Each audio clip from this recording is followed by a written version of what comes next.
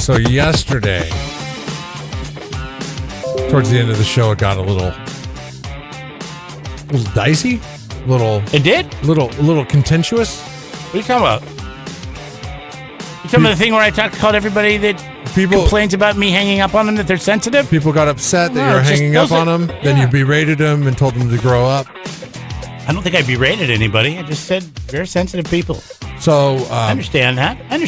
I'm fine with it. The poll makers at KZOZ.com decided to turn it into a poll question, which I think is funny. A little more salt on the wound, but not really wholeheartedly about you. It's actually a good poll question. I believe this poll maker is name is Jeff Kingman. Which makes you more mad? Getting hung up in mid-conversation, getting hung up on in mid-conversation, or texting somebody and never getting a response.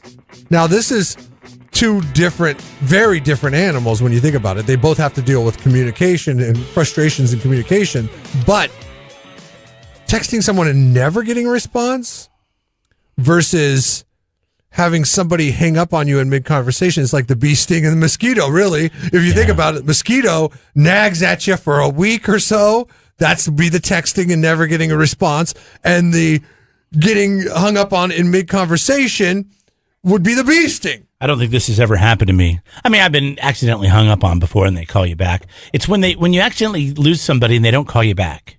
And you're like, okay. Wait, you've never gotten a taste of your own medicine? I mean, sure, I have. Where you've gotten frustrated? I've never. Somebody's never gotten frustrated with you and just hung up on you? I mean, I called radio shows when I was 19 years old in high school. Why? When I was 17. Were you a glutton when I was in college? Glutton for punishment? Before I started working in radio, I listened to a lot of talk radio, and I would call in, and there was this segment, and it was called Stump the Band, and I would always try to stump these guys on sports trivia, and I had this great question. And it was who is the all-time indoor soccer goals, the all-time goal scorer in indoor soccer, something like that. I think I know this one. And because indoor soccer was big in the Pacific Northwest. It was big up there because of the rain, and we had these domes. The Tacoma Stars, and the Dallas Sidekicks were the two teams that were perennially good, and that was it. Nobody else cared about indoor soccer anywhere in the world. I stumped them. Was it Preki? No, it was Steve Jungle. Steve Jungle. Okay, that was he played for the Tacoma Stars. That was going to be my second guess. And he was quite the That's actually celebrity a brand of soccer I liked. I got on board for. Well, apparently none of these guys in Seattle. This was a Tacoma team. And Tacoma was like the Santa Maria to San Luis Obispo. Absolutely. But even worse, right? So because they made fun of Tacoma for being smelly because they had a lot of pulp mills there where the trees would come out of the woods and the Cops mountains. was always shot there. Yeah. And anyways, so there, I said Steve Jungle from the Tacoma Stars. The Hilltop neighborhood. And I got minutiaed, and they said that was a minutia. And they banned me, and they hung up on me, and you didn't hear me crying about it. I just laughed.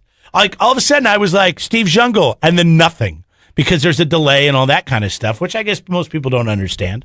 But I knew at the time there was some sort of radio delay from when I was talking to him, which was a trip. So I should be nice because I should realize people don't get that. But whatever. I didn't whine about it. I just laughed and moved on. So let's move this over to the poll question, okay? You give me a call. We have a conversation. You've done this to me. And I hang up on you in the middle of the conversation. Yeah. Or you text me hoping for a response, and I never. It's the text, because the text is, did he even get the text? See, because when I'm being hung up on, you're saying something to me. You're saying, I'm done with you. I've heard what you've had to say, and I'm done. I've done both these to you. And the texting, I usually never call you because you usually don't answer. You're getting better about it. I used to only text you. And then it would take usually a day to get the response, which I'm pretty sure you did on purpose. I viewed the text as not very important. It was something for the next morning's show. I said, hey, here's an idea, or here's something that, what do you think about doing this? Or, just running something past here, you. I have one right here. Is Coach Lee coming in tomorrow? I don't know. I thought you I didn't text you that. Taking care of that. I did not text you that. Oh, you didn't? No, I did not.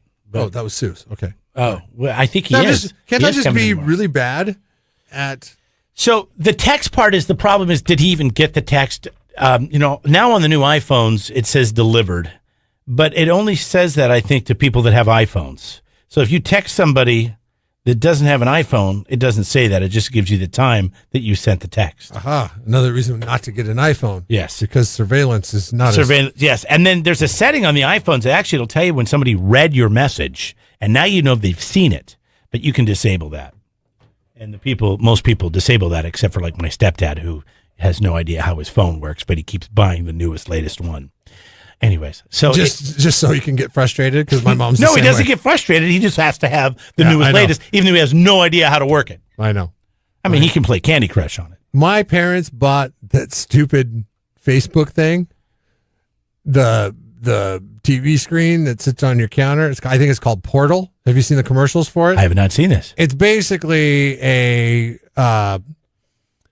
FaceTime type of concept. So you can dial up somebody on Facebook and talk to them face to face on the phone, which you can do on your phone anyways through Facebook, right?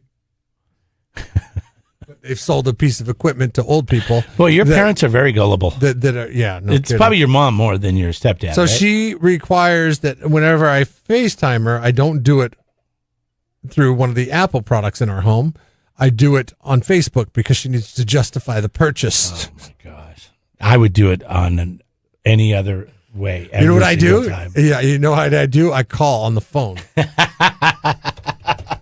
That's something else that I do just to mess with my stepdad. He calls me on FaceTime all the time. And you decline it and then call him back? I decline it and call him back on the telephone. Because you can't make faces of disgust when your parents are making stupid comments about stuff when you're on FaceTime with them.